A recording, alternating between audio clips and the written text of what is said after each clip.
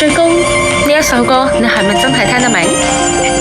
呢一首歌其實好唔簡單，因為佢唔係講緊一啲小情小愛嘅嘢，佢係一種關於個人意願同埋天道規則嘅宏大對話。佢係充滿住嗰種歷史嘅蒼茫感同埋對命運嘅思辨。佢嘅第一句係有一種敬畏規則嘅智慧。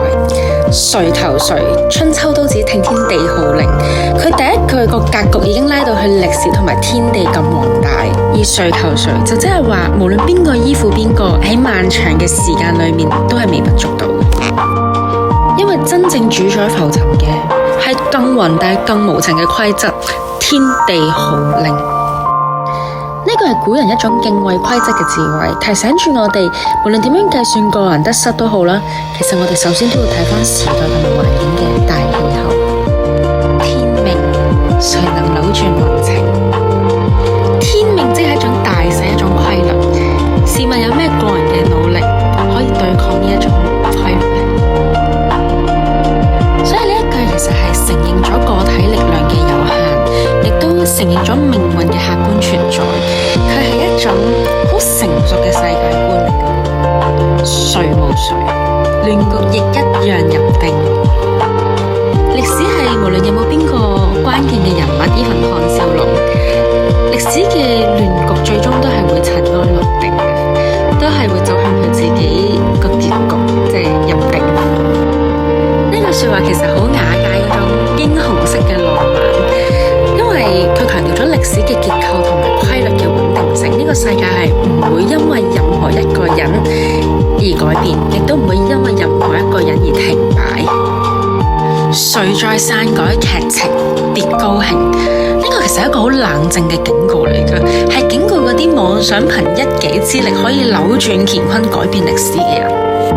就算我俾你一時得手，你都唔好高興得太早，因為我哋喺呢場劇情裏面，我哋只係演員，我哋唔係編劇。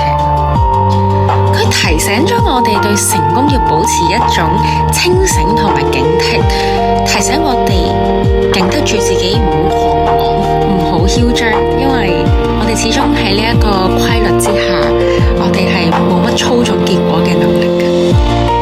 別以為叫始祖，萬世千世都會依你意願嚟營造。始祖其實象徵住一種權力嘅頂峰同埋一種規則嘅制定者。佢係話俾你知，就算你去到嗰個 level， 就算你名垂青史位嘅人神都好，其實你都保證唔到萬世千秋呢個後世係會按你所諗嘅藍圖去做。個人嘅意志係冇辦法綁架未來嘅可能。呢個其實係對一種控制欲嘅深層消解，亦都係對歷史呢種好複雜性嘅深刻認知。所以呢句其實都有一個智慧喺裏面咯。下一世別理誰叫高祖。哇，呢句好犀利。高祖其實除咗指個皇帝之外，佢亦都係指下一個時代嘅勝利者，同埋新一場規則嘅制定者。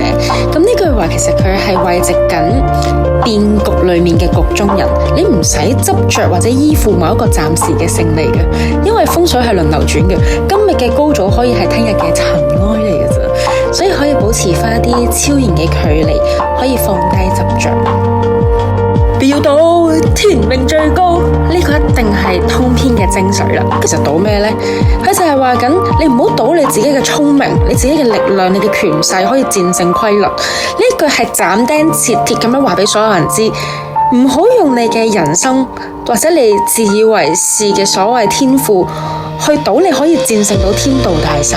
我哋人只可以順勢而為，而唔係逆勢去硬撼。所以天命最高，佢唔係叫人消極去認命，而係叫大家一定要認清遊戲嘅最高規則，從而做出一啲更加明智、更加有智慧嘅選擇。我哋可以做嘅唔係挑戰規矩，而係規則之內最大化人嘅能動性。誰贏誰，不需一兵半卒便命定。呢個我都中意。佢係講緊勝負嘅關鍵，其實好多時候都唔係戰場上嗰啲兵兵卒卒嘅廝殺，而係咪符合天命大勢呢？其實好多時候贏與輸喺開戰之前已經定咗結果。個大勢係咩啊？係人心嘅向背，係資源嘅累積，係個 timing 個時機係咪成熟？佢呢句說話係教人重視翻個根本，重視翻個趨勢，而唔好膚淺地淨係執着於表面戰場嘅輸贏。他年望誰，亦在歷史下效命。呢一句其實係將個視角拉到未來，再回望翻現在。今日嘅風雲變幻，其實喺歷史嘅長卷裏面係不斷輪迴上演嘅劇情嚟㗎咋。太陽之下無新事㗎，無論邊個輸邊個贏，邊個敗亡邊個勝利，其實都只不過係共同構成咗歷史。咁呢一句其實賦予咗人一種歷史嘅透視感，讓人可以從當下嘅成敗得失跳翻出嚟，讓到內心有翻一種平靜同埋豁達。佢裏面其實有好強烈嘅超然感，所以呢一首歌其實佢唔係宣揚迷信，佢唔係宿命論，佢係一種好深刻嘅規則論，佢講緊嘅係呢個世界嘅遊戲規則。所以聽完呢首歌之後，希望大家都可以敬畏大勢，即係你尊重翻你所身處嗰個時代嘅一啲客觀嘅規律啦，包括係經濟、社會或者自然嘅規律啦，唔好以為自己可以為所欲為。第二就係保持謙卑嘅心，因為就算一時成功，都唔可以妄想永遠可以控制未來，唔可以妄想萬世千世都會依你意願來營造啦。然後第三就係拒絕去亂賭狂賭，唔好用自己核心嘅資產，可能生命，可能名譽，可能你嘅根本，去對抗一個時代嘅大趨勢。聰明人係睇清楚個趨勢，喺裏面揾機會，而唔係妄想可以用自己一力去抵抗一個趨勢。第四就係希望大家可以超然地看待成敗，將個人嘅旅程放喺一個歷史咁嘅長度咁嘅維度裏面去審視，你會發現其實所有嘅喜與悲都會被時間燙平。所以我哋喺奮鬥嘅時候，全力以赴啦，但係面對得失嘅時候都可以豁然坦然超然。咁身處職場嘅你啦，希望呢一首歌都會帶到智慧俾你啦，認清行業同埋公司嘅大細，同時都要理解社會運行嘅一啲規則，喺裏面盡力而為，但係唔好強求可以逆天改命，亦都唔好將一時嘅職位或者成敗看待係永恆。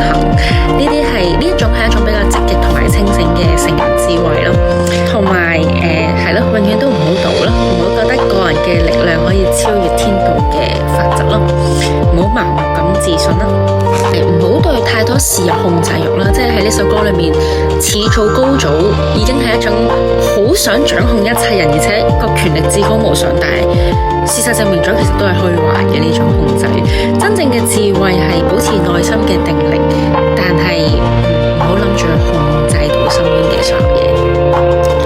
祝願大家聽完呢一首歌都可以成為積極又超然，同時敬畏規律嘅高智慧生物，天命最高。